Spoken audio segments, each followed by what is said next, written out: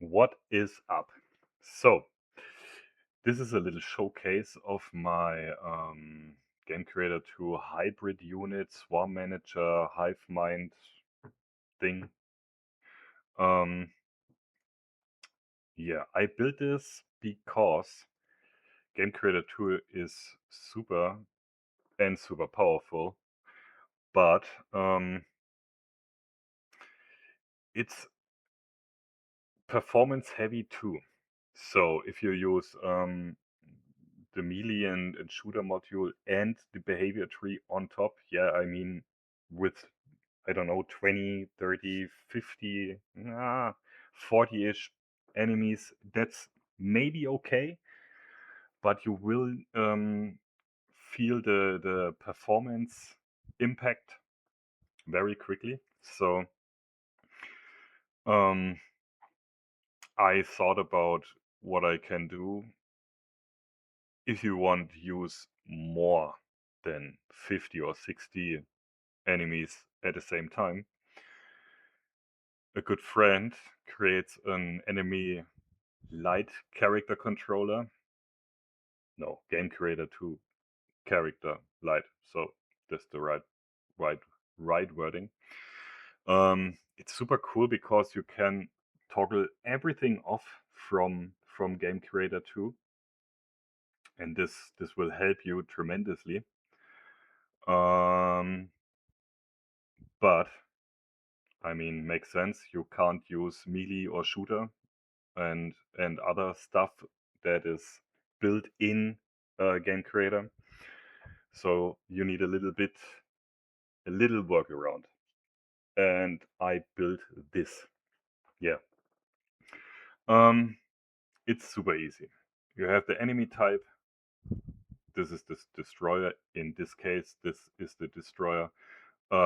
His mission is to kill and destroy everything what is in his way or in his vision. Range is range. He can switch from range to melee and melee to range. The destroyer can this too, but the range is more sensitive in this case.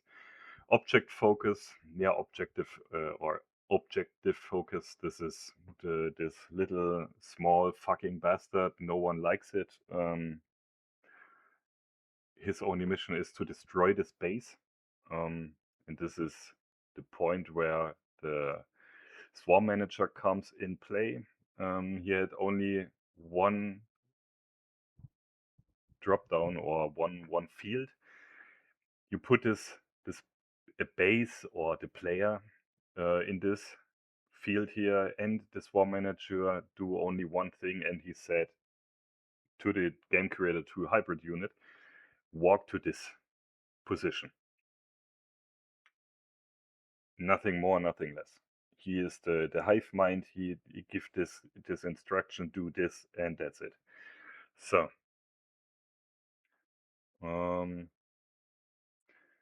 yeah. So the enemy types, I transform. This is for the line of sight. Put his head in this field and shoots a little raycast laser. For the obstacle mask, if you stand behind a wall with this particular layer,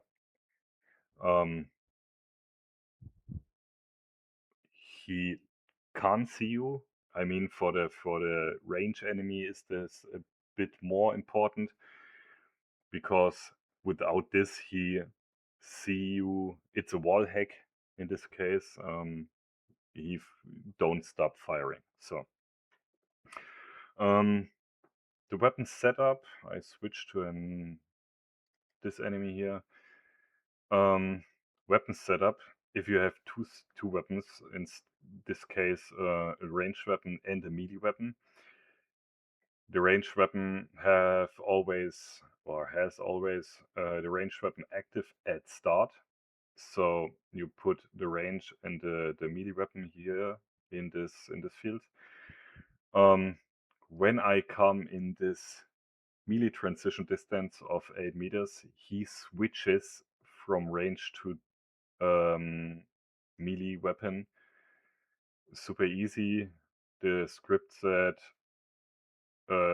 toggle range weapon off and enable melee weapon, and this happens in this weapon melee weapon holder. On enable, he enables the left hand too. The enemy switches the state for the animations, and on disable, he toggles the left hand weapon off, and the script said, okay, melee off, range on, switching the state, and that's it. Super easy. If you want an animation for the weapon switch, you can set this up in different actions here. Put an action or build an action, put an animation in it, play gesture, make funky, funny particle effects. I don't know, something like this. Some flower sprinkle shit or something, and you're good to go. You can set up the weapon swap duration. For an animation, you need a longer time, but without an animation, you can use 0.5 or less. But without an animation and you set up 2 seconds, for example, yeah, you come in this 8-meter radius, the enemy is switching his weapon and stands for 1.8 seconds on his place, look in your face, and that's it. He waits, you wait. Both are a little bit confused and do not know what happens next. So set this to 0.5 or 0.25, and that's super fast and super aggressive. It's funny. That's very cool. I mean, with one range enemy, that's okay. It's not that difficult. But if you have 2, 3, or 5 range enemies, yeah, that's you need to dodge and need a good shooting. Aiming. Sorry. So combat range, yeah, combat range is more for the melees. Yeah, set is for your specific enemy. When you have a dagger or so, 1.5 is okay. If you have a fucking long hardcore sword, yeah, you can do 3 meters. Range attack is range attack. This is the melee transition distance, this 8 meters. When I come too close, he's switching. Range fire rate, you can set this up. It's always a burst style of shooting. You can do more than 1.5, then it's more like an automatic rifle. After this time here, he had a cooldown. Yeah, set this to 0 and he is firing infinite. So yeah, this shit. You can set up a range reload animation. This will trigger automatically when this burst duration is over. So for an you do not need a reload animation. Do something else. I don't know. You can set up and dance or jump, or I don't know. He shows you the middle finger, something like that. Is your burst duration longer, maybe 3, 4, 5 seconds, you can set up a reload animation. Ranged action list, yeah, is when it's only in rifle, you do not need 15 different shooting animations. But if you want, you can set this up. The script is always random, choosing an animation. Yeah, and this is the last change I did in the script here. So, the melee, wait, I show you this in the other character. It's a bit better. So, yeah.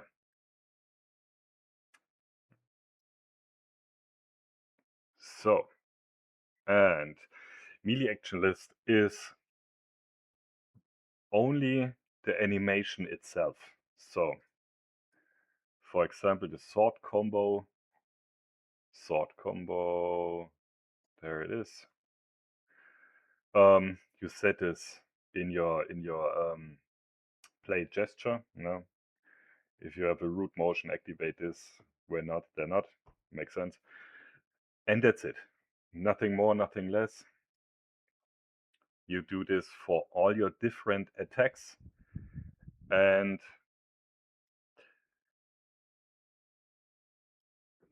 as I start, or when I start with this script here, I set this up a little bit different. And at the start, it was the animation, but without way to complete. Then comes wait a couple of seconds, or not couple of seconds, but 0.3. I mean, you look in this animation here. Okay, cool. At, I don't know, 0.15 seconds, the sword is in front of him, and then the damage will go to the target. So this was okay, but I don't know. It was a little bit, wishy-washy.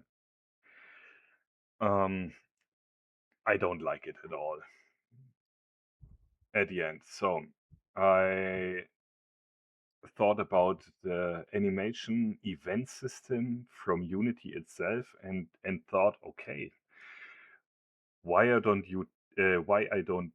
or do not use this. So I set this up with a function that trigger combo attack. For this one, you need this little boy here, the animation event forwarder. He talks from the animator or the animation itself to the script to translate the event. And that's it. You look in your animation, set this little fucking piece of shit here, this little dot. Use always the function trigger combo attack and choose any type of name for your attack. Part 1, part 2, I don't know, for combo attack. And then put it in the attack event, and that's it. Attack ID is the name, and hit actions is the damage logic. That's it. Slash combo part 1 from the right hand and the left hand. I mean, no, sorry, it's 2 times right hand. But you know what I mean. So, and that's it. Make him branch. If it's invincible or not the player, nothing happens. You can change this if you have, or if you want NPC enemies or something else, or I don't know, if you want to do a multiplayer game, I don't know. Yeah, that's it. Make the combat distance from the enemy to the target. In this case, it's you. Look, it is that is not invincible. Yeah, is this the case? Target and subtract the damage from the health. On the value, you can use a global variable. Make everything from the variable from the variable. Yeah, and you can set up easily an difficulty setting, or in buff, or I don't know. in a roguelite style type of game, I don't know, within a timer every 3 minutes or so, the damage will increase or is increasing with your level, something like that. Do whatever you want. It's complete up to you. It's super easy and fast to use. So yeah, it's stationary. You can place enemies in a world.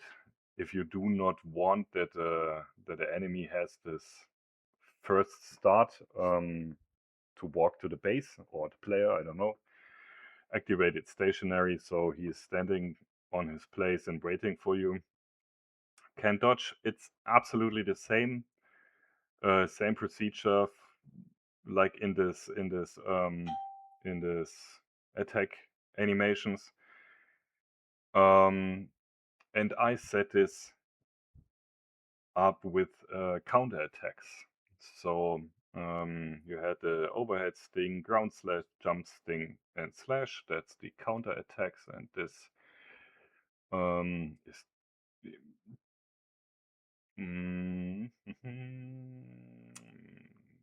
use this. So enemy is dodging. He is for 0.65 seconds invincible. Do his animation with wait to complete.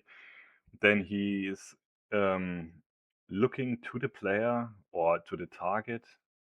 In this case, it's the player. So you have a 0.5 chance that he do an counter attack.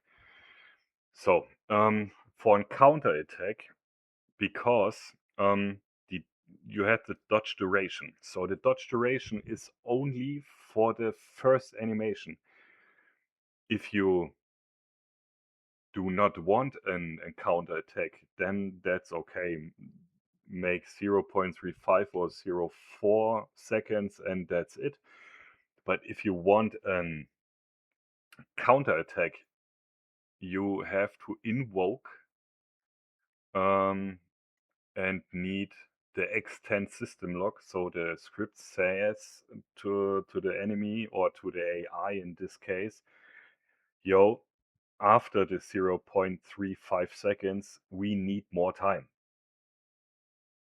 Don't interrupt it. In the case of this 0.5% chance, if this happens, we need more time. That's it. So super easy. You give this a little bit more time. You have to tweak this in case how much animations you have. So do this invoke, make and stop, that he is not moving or jumping or do weird stuff. So then he make, what was this? Yeah, genau. Exactly. He, after his dodge roll, he make a step forward, in this case in root motion, step forward. And after this step, he will wait to complete. After this step, he starts his attack, in this case an sting, or yeah, I don't know, is this the right wording? I don't know, it's sting. For now it's a sting. So, and that's it. If not, yeah, the other side of the 50%, then nothing will happen and the enemy is going his normal way and will attack you.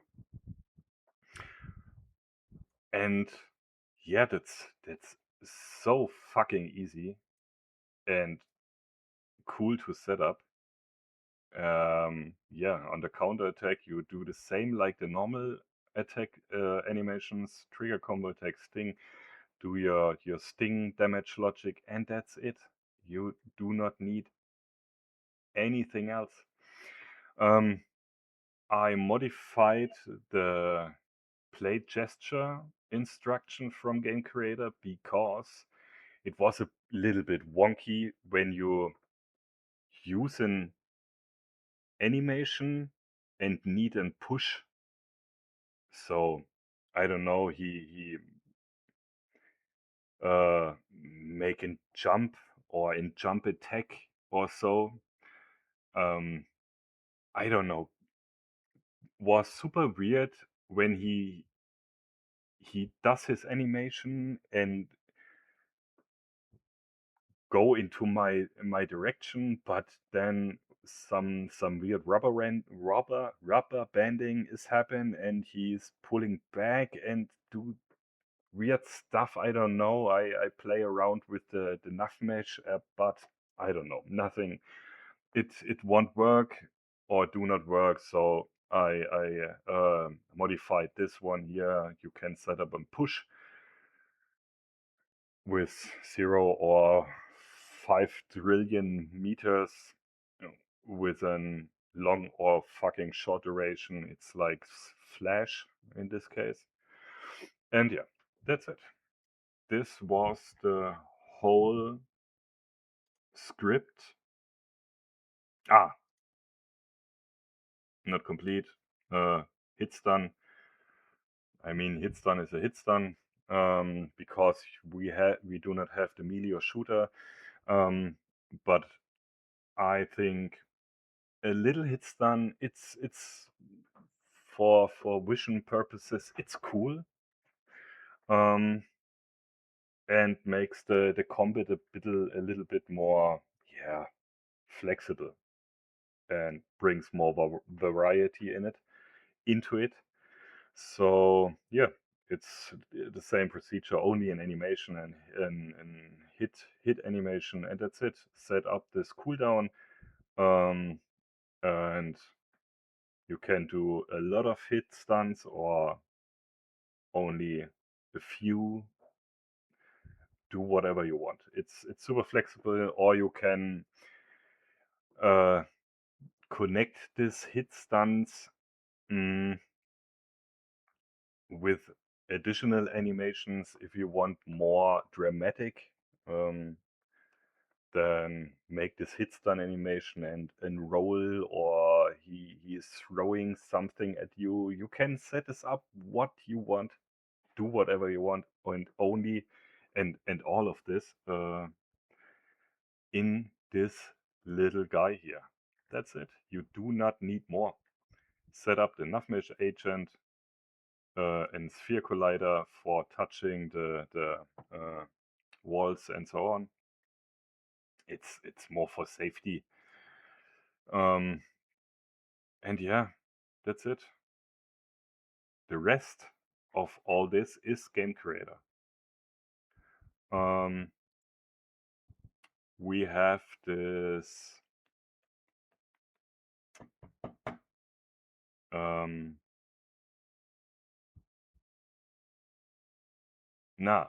I forgot something, sorry.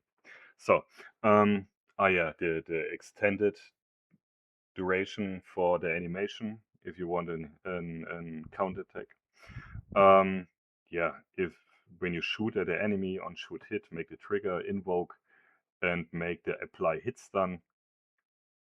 This is the short window here for the hit stun. I mean, how long are the animations? Only of not a single second. But if you have very long hit stun animations, yeah, then give it more time. This here is only for when the enemy is invincible, nothing will happen. He is invincible. When he is not, instantiate some visual effects. Okay. There's one different approach on the counter attacks. So game creator forget the target when he does a counter attack. After his first animation here, I mean it. Yeah, this is only in play gesture. When you use behavior trees and so on. Everything is fine, but in this case you need a little workaround, but it's not quite difficult. So when he does this animation here, you trigger this invoke method for the extended time, then he forget you. So this is a problem, because when he do his counter attack, you or your NPC friend or whatsoever will not receive damage. So when I shoot at the enemy on my weapon, I have in the weapon module in the on shoot section, I show you.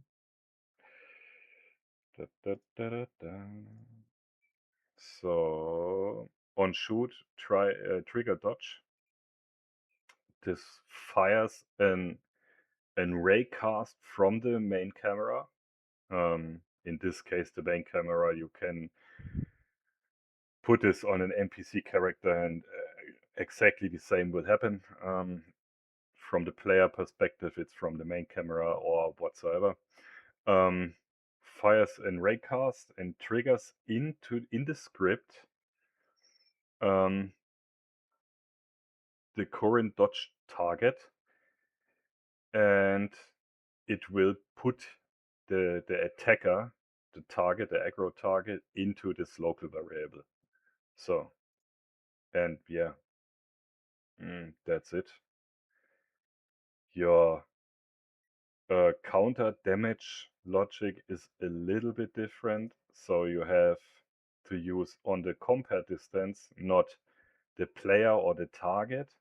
Instead, you need a game object position, local name variable, and use the current dodge target. Look that the current dodge target is not invincible, and the target in this case is the current dodge target, and subtract your damage. That's it. That's the only difference in the damage logic compared to the standard Game Creator 2 damage logic. Yeah, that's it. So that's for the melee side. There's one script more for the ranged enemy. If you have in range, you want some particles on the weapon, or a bullet, or an explosion, or a cannonball, or something like that, you need this lightweight projectile. That's it. You set up the damage, speed, max lifetime, and I added the aim height offset, because for normal characters the pivot point is on the feet, but on Game Creator the pivot point is in the middle. So if you use in the aim offset 1, the enemy will shave your head or your hair in this case. So use 0 or 0.5, then that's fine. That's only for different approaches. I mean, not everybody has a tall character. If you have a super short one, you use this and adjust this, so it works for everyone. Collision makes sense. I mean, if you do not set this up, the projectile will fly through everything. Or if you have destructible base walls, players, blah blah, you need this here. And default in this case is only for test purposes. When I stand behind, in this case, the cube, it's the layer default.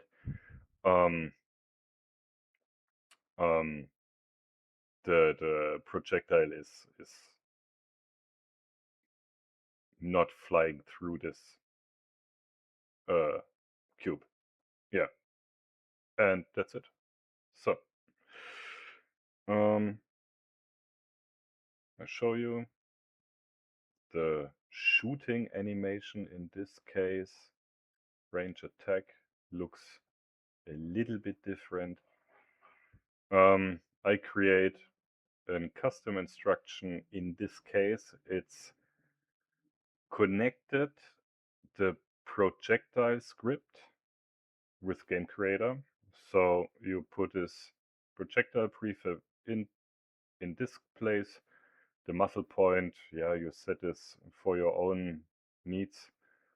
Target is target, and I mean, you do not want every time go into the script and adjust the damage or so. I don't know, it's not super flexible. So I added a damage modifier here, make it with own values or use global variables for difficult settings, and that's it. That's it. So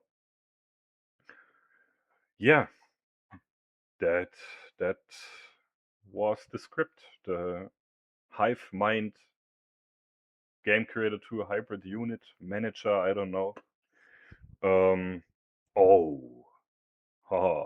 Sorry. One last thing. So for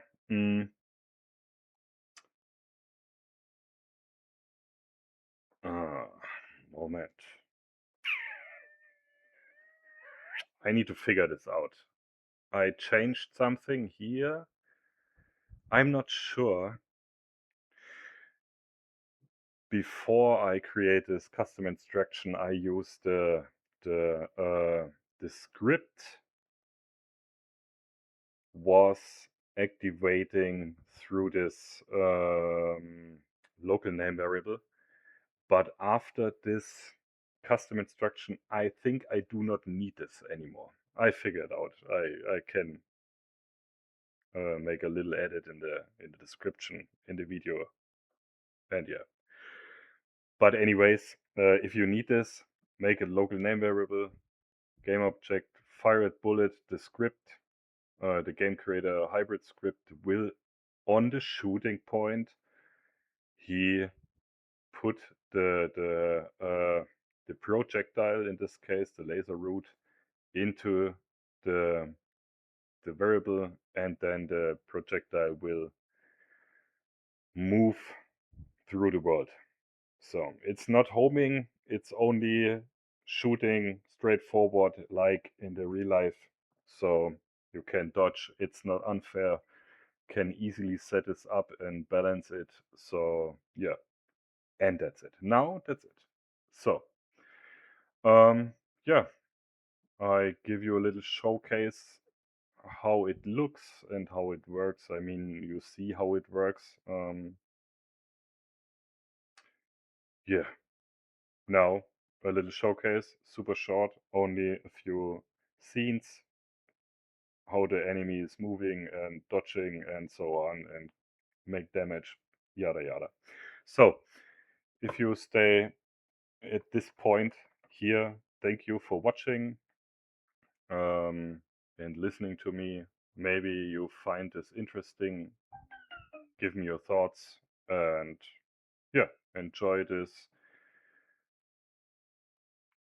short scenes from test combat, and yeah, thank you for watching.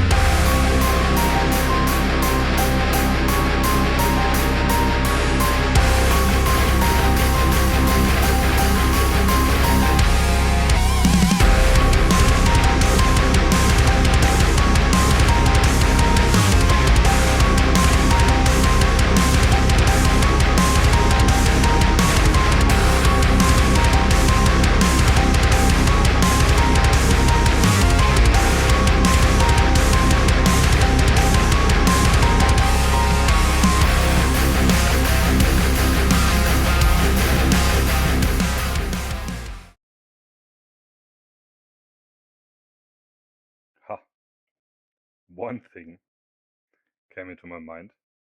That's the difference.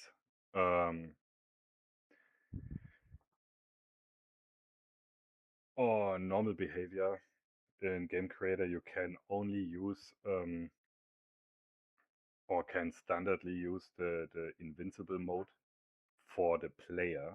So, but in this case, because we need or we use the Game Creator hybrid unit script, it and with the nah, the Lightweight projectile, you need a little different approach on the invincible, because you can't connect the lightweight script with the invincible instruction from Game Creator. So I tried different things, but nothing is really good working. So I use this approach here. It's super easy on dash. When you come invincible, you switch the layer from player to invincible, and when you become invincible, then you switch the layer from invincible to player, and everything is fine. Only thing you need to do is in the project settings, in the physics settings, um, that you can uh, interact with the world in this time when you have the invincible layer, and that's it. So that's the reason why you have to um, set up this invincible layer, because when you are on the invincible layer, the enemy will not see you, and that looks stupid. So yeah, that's it. Um, that was the last one. I mean, yeah, it looks a lot, but after a few minutes, it's so incredibly easy and fast. It's super cool. Yeah,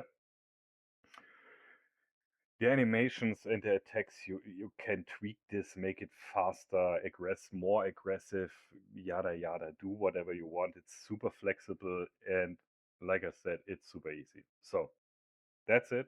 Thanks for watching. See you the next time.